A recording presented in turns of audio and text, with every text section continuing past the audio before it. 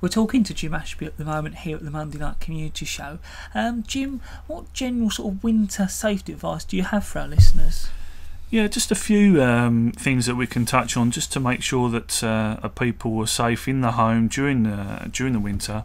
During the winter, there's additional fire hazards within the home. So probably the three most important things that I'd like to touch on: heaters, chimneys, and electric blankets.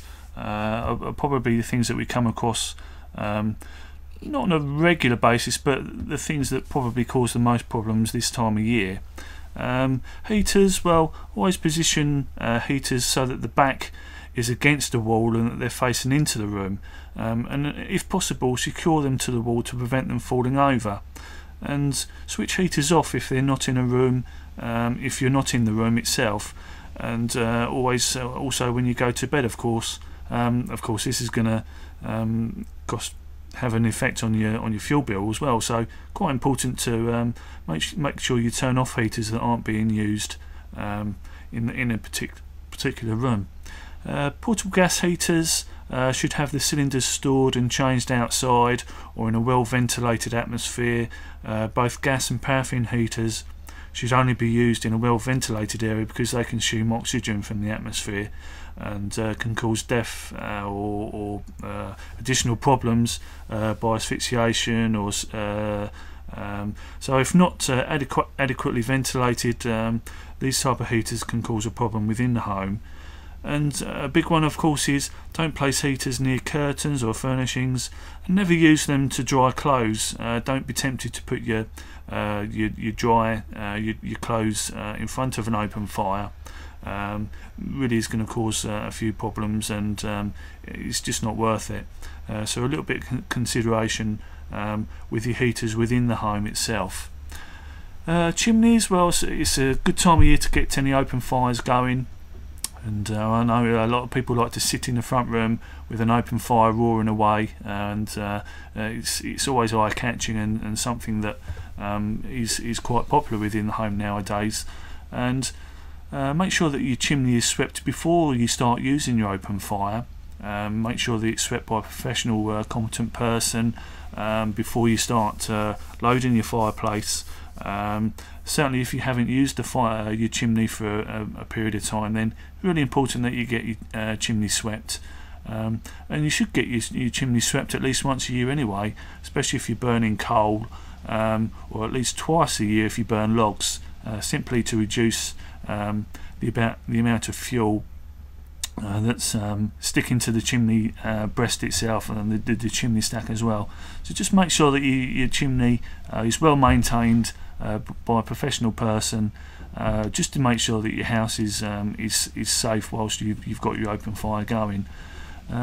Always keep a fire guard in front of a burning fire, of course, just to prevent any embers from being spat out onto your nice carpet. Quite important to make sure you've got a fire guard in front of your open fire, and extinguish the fire before you go to bed or leaving the house, of course. Very important that you still maintain some fire safety, some fire awareness within the home when you've got your fire going. And of course, never use petrols or paraffins to light your fire. This is simply going to cause more problems than what it's worth. So just avoid using petrols or paraffins to get your fire going, and you shouldn't have any problems. One thing that we like to touch on when we visit people's houses and give fire safety advice is the use of electric blankets as well. If an electric blanket has scorch marks or has exposed elements, it shouldn't be used really. Over blankets are designed to be left switched on, whilst under blankets must have must be switched off before getting into bed. And a few little bits and pieces about electric blankets off the top of my mind. If you've got an electric blanket that is more than 10 years old, or it shows signs of wear and tear, then the best advice really is to get a new one, quite readily locally in town. So just to be on the safe side, inspect your blanket before you use it at this time of year, and if you're in any doubt, then simply dispose of it and get a new one. When buying a new electric blanket, of course ensure that it has an overheat protection. Nearly all of them do nowadays. and this will cut off the electric blanket if it becomes too hot, or if there's some kind of fault within the blanket itself. So make sure that it's got this overheat protection within it itself, and of course look for the British Standard client mark, and also the British Electric Technical Approvals Board (BAB) symbol on the item as well. This is going to make sure that you're buying a quality piece of kit, and you're not going to come into any problems when using the blanket. Some no-nos: don't fold the electric blanket because you're going to damage the wiring inside the blanket itself. So store your blanket flat or rolled up during the summer period. Make sure you stowed it away for the summer period. Like I say, either stored flat or rolled up. And don't leave an electric blanket switched on all night unless it's thermostatically controlled, so it can be used all night. And never use hot water bottles in the same bed as an electric blanket. Obviously the two aren't going to mix particularly well.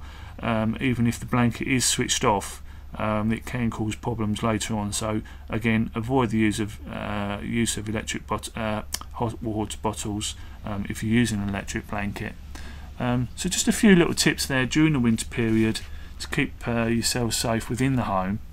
And one thing we'd like to just touch on briefly as well, is during the winter period, is maybe check on elderly members of the family or neighbours, elderly people that are maybe using electric heaters near to where they maybe sit during the day, or open fires that they're going to be using during the winter period. So just give some consideration to maybe your neighbours or elderly members of your family that maybe live alone even. Do they have a working smoke alarm? Are they using open fires? Do they smoke? Just a little bit of consideration that maybe you as a listener can think to yourself, well, I have got an elderly member of my family that does live alone. They do use an open fire, or maybe they do smoke. If you're unsure about how safe they are in the home, then get in contact with us at the Sheppey Fire Station. We can take some details off of you, and we can pay a visit, make sure they're safe, make sure they've got a working smoke alarm, or we can give you, the relative, some fire safety advice to pass on. Elderly people are quite reluctant to get in contact with uniformed services. They maybe think that they don't want to disturb us and that we've got better things to do. Well, we'd rather people were safe in their home during the winter period or any period during the year. So maybe if you're, like I say, a relative of someone elderly living on their own, or maybe do have a slight risk of having a fire in the home and they haven't got a working smoke alarm, get in contact with us. We'd rather come around, just have a little look at how the individuals live in, or even as a family. If you haven't got a working smoke alarm, get in contact with us. It's something that I spend quite a lot of time talking about when I come up. It doesn't cost anything. You don't get much for free nowadays. So get in contact, come and knock on the door, or you can ring Sheerness 583 573, or you can ring the 0800 number, which gets you through to the Kent Fire and Rescue Service Community Safety Team. Even the phone number's free, and you'll get free smoke alarms fitted by the Kent Fire and Rescue Service, just to make sure that you're safe in your homes during the winter periods and during the remainder of the year as well. If you haven't got a smoke alarm, there's no reason why you shouldn't. It's the first safeguard against being safe in the home. And like I say, it's still surprising on how many people don't have a working smoke alarm in the home. So get in contact with us. You can contact myself if you've got any other fire safety queries, or any queries, questions about the fire service in general. My email address is james.ashby@kent.fire-uk.org. You're more than welcome to email me if you've got any information you want to pass on, maybe. So get in contact. We're a community fire station. We're here to give out as much information as we can. Hope everybody stays safe during the winter, and I look forward to popping up early in the year, Dan, and maybe passing on a few more fire safety tips, and maybe letting people know what's happened over the winter period. Jim, I'd like to thank you very much for coming along and giving us all that useful winter safety advice. Thanks very much, Dan. Thanks.